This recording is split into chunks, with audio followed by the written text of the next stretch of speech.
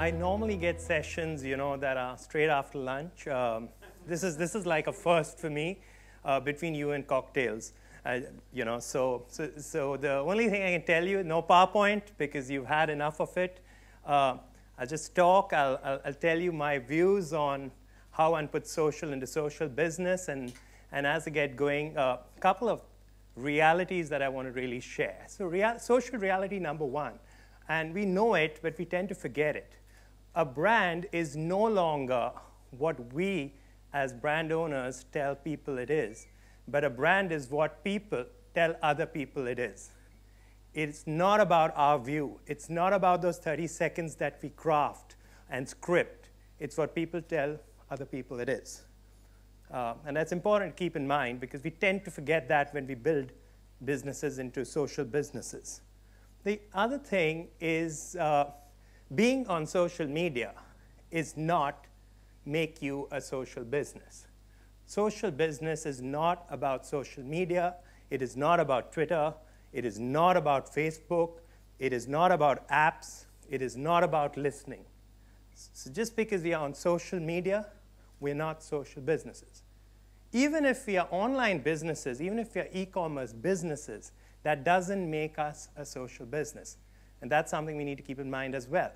Just because you're an online business and you're connected and you can tweet and get a telephone recharge or something, that doesn't make us a social business. Social business is not an end. It's a journey. Now, let's get on Twitter. Let's kind of do customer service. Let's kind of have e-commerce. Let's kind of get into a mode where we think we are social businesses and we have arrived. Everyone says businesses are going social. Mr. CIO, Mr. CFO, Mr. CEO, transform this business into a social business. Okay, boom, boom, boom. I've done these things. I'm a social business. No, it's not about that. It's an ongoing journey. Interestingly, I think there are two kinds of social businesses. One are what I call the intrinsically social business, and the other is what I call the infused social business. I'd like to share a couple of examples, one from each. One category which is intrinsically social is travel and hospitality. It's social because it's about people. It's a social business because it's people dealing with people.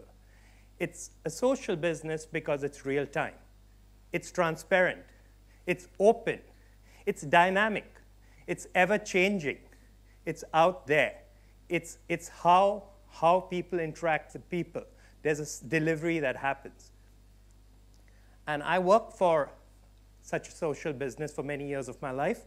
In fact, I worked for the company that owns this very hotel, the Taj Group, and I ran digital marketing for several years. So I'll tell you why. I'll give you an example of a social business and social businesses today. Just look at the framework of what we just said. Real, authentic, people, dynamic, ever-changing. Now, the real action of an intrinsically social business does not happen on social media. It does not happen with tools. It happens in the real world. It happens on ground. These interactions that I talked about, real time, people to people, people checking into hotels, people eating food in this company's restaurants, those transactions, those interactions, that socialness happens outside. It doesn't happen in this virtual world. We tend to treat social business as a world by itself. That's a kind of a combination or a connection between networks, websites, platforms, technology, and we kind of string it all together with some sort of messaging. No, it happens over there. It's been happening for a long time. It's not happening since the internet was invented. It's not happening since listening tools happened. It's been happening earlier. And an example, again, from that happening earlier, building socialness, and what we heard earlier today, building currencies of engagement, currencies of goodwill, happened about 4.5 years ago. On 26/11, for those of you who are from America, 11/26, this very hotel was attacked by terrorists. And it was big. It was very scary, made world headlines. There was no social media. The Taj didn't have social media, didn't have a Facebook page, didn't have a Twitter handle, didn't have anything. People, and we're like, OK, this has happened. The website used to get 50,000 visitors a day. 27th November 2008, it got 1.5 million. Because this is an intrinsically social business. People had experienced something. People had built a connection. People had something to share. They found a way of actually trying to reach out. And they did old-fashioned things. We, at that point, I was head of digital, and we went on the website at 3 a.m. on the 27th of November and put an update, time-stamped it, 3 a.m. We didn't know what we were in. Then we time-stamped it 4 a.m. Very old-fashioned on the homepage of the website. And people responded to that. They called our call center and were telling us their stories. They were not calling to say we sympathize with what is happening. Of course, there were people called to say, I have a guest, and can you kind of tell me about them or whatever. They just, thousands of them, talked of, I used to take a walk down the Gateway of India when I was young, and I said, one day I want to stay in that hotel. And that one day happened. Someone wrote back saying, my parents got married at the Taj Mahal Palace 50 years ago. I just want to tell you guys. And there were like hundreds and hundreds and hundreds of these stories. It wasn't seeded. There's no online influence program. There's no blogger meet. None of that. There are no tools, no listening, no like what message do we put out? Can we get it retweeted? Can we trend a hashtag? Nothing. Because an intrinsically social business that just came alive. Then we, of course, used technology. We did very old-fashioned things. We kind of put a form on the website and said, please put what you want, because people said we had stuff to say. We didn't know how to convert audio files to put on the website because, it had never been done. We are running a website that didn't have a CMS. So they put stuff there. We actually took those and stuck them on HTML pages. Then we kind of said, OK, Tata Group has 300,000-400,000 employees. There were people on the Tata intranet putting comments. So we kind of built an aggregator. We pulled a feed, which was like, wow, never done before at that point, at least for us. And it was still new as aggregating feeds. Then we didn't pull hashtags and that sort of stuff. We actually just pulled comment streams in. And we just did this unedited. We were like, we just said this is an outpouring that was coming. There were a few jingoistic comments that we had to kind of keep out because people were angry and that sort of thing. But interestingly and intrinsically, social business does not need checks and measures. An intrinsically social business is seeded in what people want, not what brands want. It's very, very important, and everything we think of as brand marketers, and I'm a brand marketer, is no, but how do I take my brand and make it a social business? How do I take my brand and create influence? It's not about that. It's about what they want. And I don't know if there's anyone from the Taj here. A couple of my ex-colleagues wanted to come and attend. But I'll give you another example of an intrinsically social business and how it might actually do something. This hotel has 600 rooms. At 400 to 500 rooms per day being occupied, multiply that by 365. They have 10 restaurants. They have events like this in 10 rooms. This is one of the smaller rooms. They're much larger rooms. There are about 2 million social moments of truth that this single hotel experiences in 365 days. Now, you're talking of Sweden being managed by Swedes and Ireland being managed by Ireland. If I ran digital marketing and social business for the Taj today, I would give my Twitter handle to guests who actually stay here and say, you know what, run it. Because by putting out 5 tweets a day, by doing one blogger program and putting out some food festival, there is no way I can build the currency and the wave that I get through what I would do. But I don't run it, so it's an idea at an event. The next set of social businesses is the infused social business. unlike travel and hospitality, which has socialness innate in it, infused social businesses is everything else that's not really a service. And a great example, we saw a video from Gaurav on Nike Plus, is Nike. Now, Nike and Nike Plus was not about how do I create a social business, how do I create buzz and chatter around Nike, how do I sell more shoes. They identified people are passionate about running. There are lots of people passionate about running. They picked the context of what people do. They want to run, okay? How they want to run. I run fast, I jog, I'm an old man, I run with the over 50s, I run with teens, I run with, fancy dress. I mean, all sorts of people. Let them do what they want. They went in their stream, and they enabled it.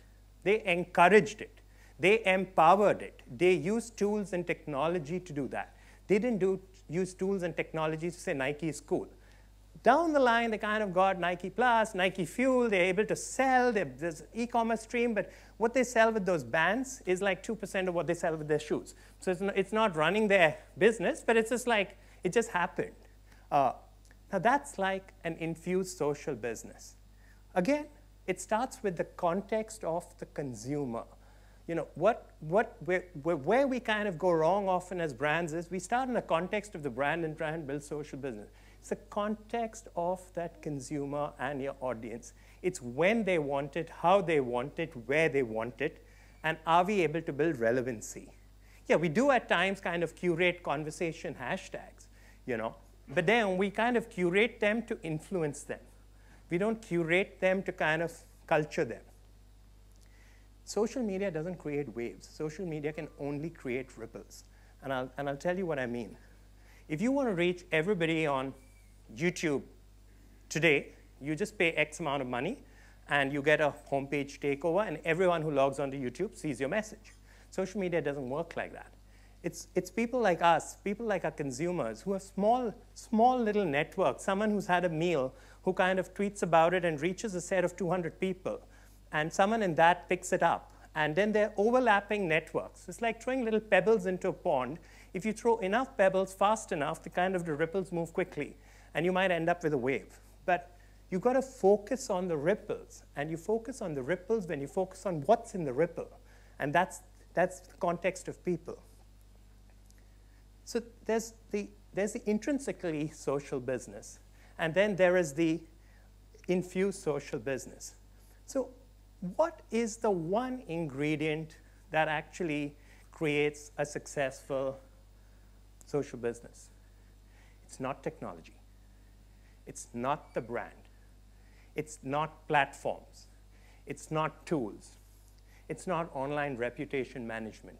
Because really, the reputations of brands might get spread online. They're made where the action of the brand happens. The reputation of the coffee served here is not made or nurtured online if you didn't like it. It's made here. And if it's not right here, it won't be right there. The one thing that is needed is people as media, not technology, not brands. The heart and soul of building a successful social business is getting people to be your media. I spent some years client agency side, and I struggled to put people as media as a line item on media plans, but I attempted it a couple of times with a couple of clients. And I said, you know what? We examine line items by number of impressions, reach, OTS, SOV, if it's newspaper, size of ad, page of ad. How much time do we spend thinking about people as our media? This people as media is what puts really social into social business.